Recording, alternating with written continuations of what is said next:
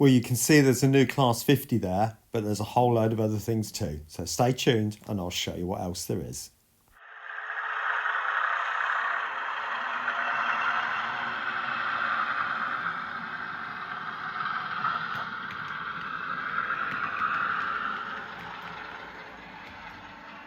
Well, good morning everyone and welcome back to Piccadilly Sidings. Now, this video is just all about any new additions that have come to the layout, either as Christmas gifts or things that I've bought myself.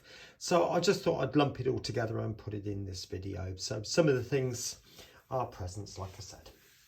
Right, but this wasn't a present. I have to blame Susanna for this one. Really good friend she is as well. But I saw this exact loco on her layout.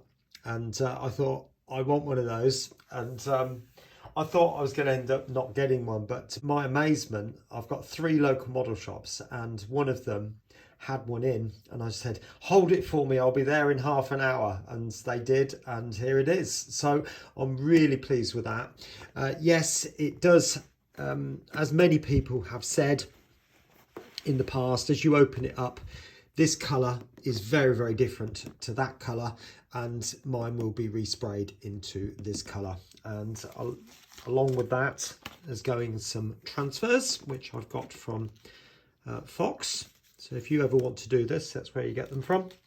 And a set of nameplates as well. So I did forget there's a crest there, but I'll do something to reproduce that, but that won't be difficult, I'm sure. But anyway, there we go. So that's all ready to go. And along with that, I bought a sound decoder. I've never used, my experience of these is not great, I have to be honest. When I fitted them to an N-gauge loco, both of them, I've had 2 previously, both of them blew within minutes. So I'm really hoping this one lasts a bit longer than 5 minutes. And to help it out, make it a bit deeper, I went to Roads and Rails and bought a compatible speaker, which will hopefully fit in the gap around about here somewhere. Okay, so that's the first thing. So moving that to one side.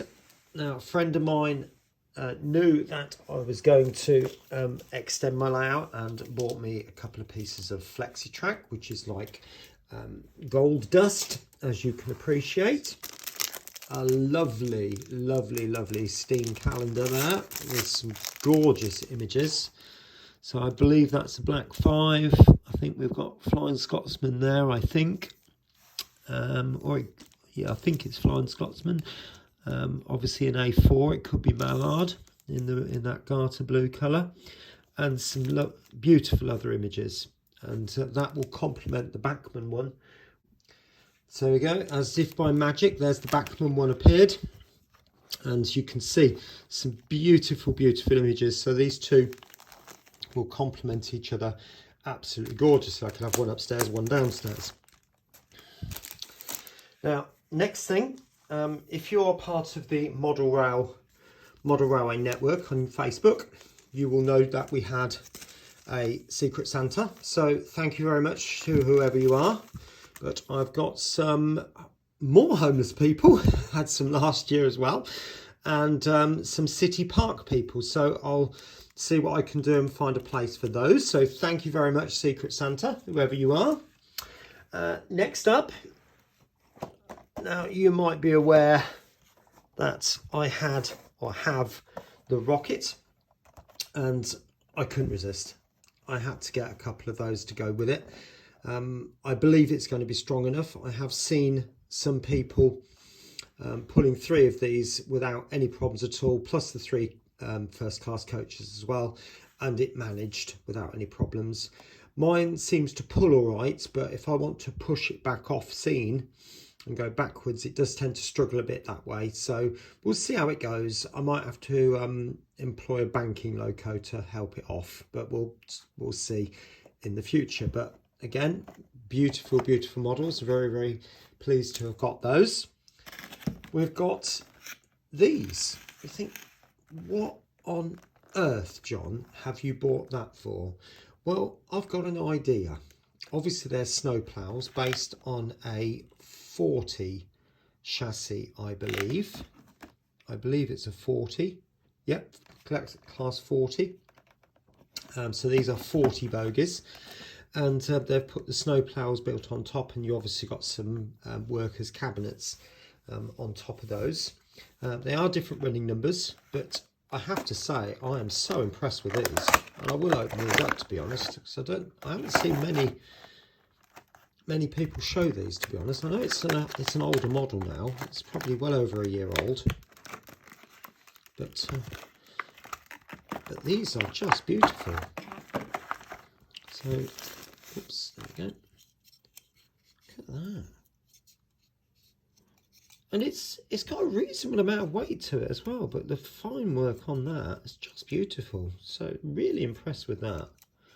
And obviously there's 2 of those, so put those back in the box. And you might remember a couple of weeks ago I showed you a green terrier. Well, I couldn't resist, because the original one that I wanted or had was in this livery, and I was really disappointed not to have that livery, so I couldn't resist this one, this centenary version, well, Merton. And whoa, I have to say, when I first opened this up this morning, look at that. I've never seen anything like it.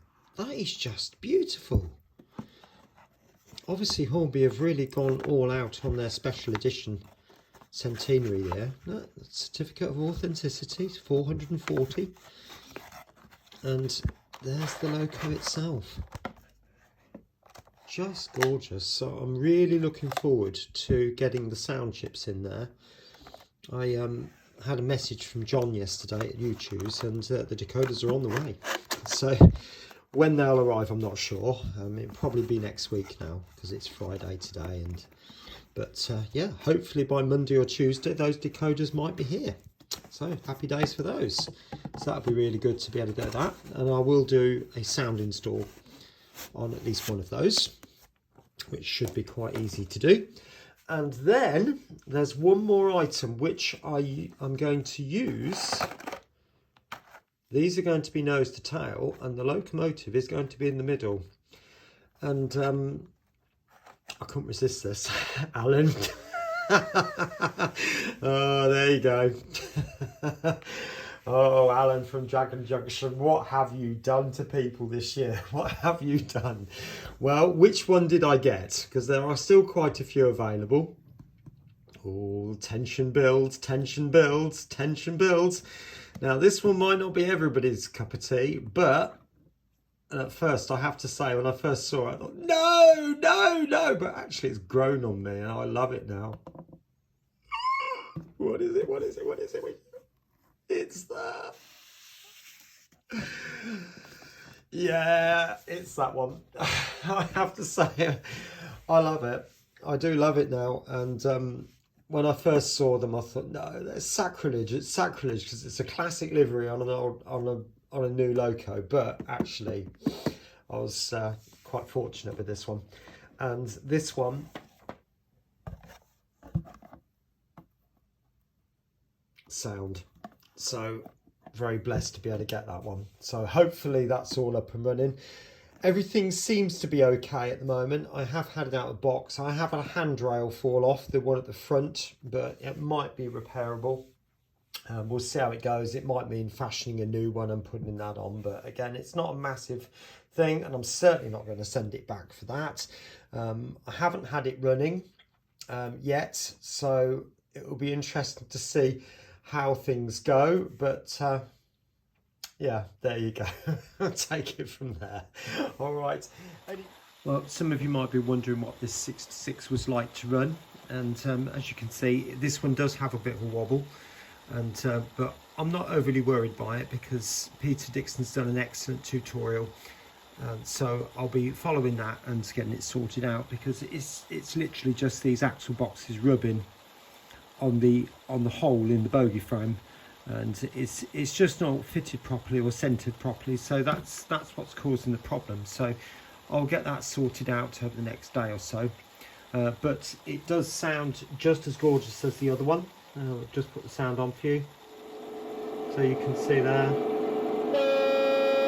I mean, it's clearly not tuned or refined. I've literally just got it on default screen on the Z21, which is just my test loco number 3, and I've got all the CVs in there. So it's, you know, I need to turn that sound down a bit. That's far too loud, and you know, I've just got to tune it in, if you know what I'm saying. But it will be absolutely fine. So now I know that the DCC chip is actually fitted and it is sound decoded, I will put it on the layout with the wobble, and you can see it doing what I intend it to. I can't run the 50 or the Merton at the moment. The 50 is just going to be too much to fit the decoder in this particular video and film it all and everything for today. So I'll do that another day. Merton, I'm still waiting on the sound decoders, and I don't have another suitable decoder to put in that, so you'll just have to wait for that one, I'm afraid. But I'll put this on the layout and you can see it. I'll even run Rocket with those 2 wagons as well. Alright, I'll see you in a minute.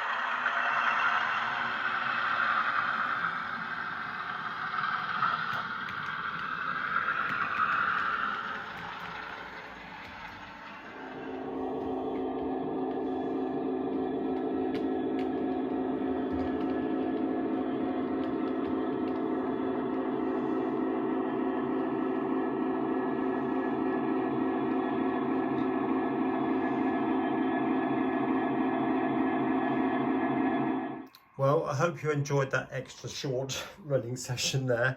I did put the wagons onto the Rocket, but it's sadly one of the wagons has got a coupling hook missing just there. So I'm not going to send it back to Hornby for that, because I know they're sold out. So I'm just going to fashion something and just sort of put it in there. So that will be fine.